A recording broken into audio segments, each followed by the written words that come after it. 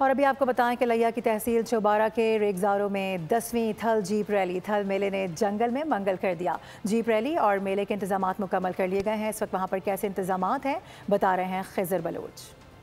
जी बिल्कुल, 10वीं थल जीप रैली का जो है इस वक्त लिया में जो है लिया की तहसील चौबारा में इंतजाम जो हैं वो बिल्कुल मुकम्मल कर लिए गए हैं। यहाँ पर जो है स्टेज वो सजाया जा चुका है, पंडाल जो है उसकी तैयारियाँ मुकम्मल की जा चुकी हैं।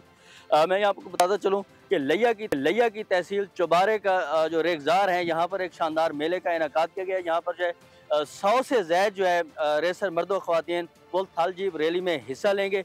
अगर मैं बात करूँ आज के जो प्रोग्राम है तो आज यहाँ पर जो है कल्चर डांस जो है झूमर, उसके अलावा जो है रस्साकशी, कबड्डी उसके मुकाबले होंगे। यहाँ पर आपसे कुछ देर जो है बाद लिया और डीपीओ लिया जो है वो थल जीप रैली और थल मेले का जो है बाकायदा आगाज करेंगे। जी ठीक है, बहुत शुक्रिया आपका।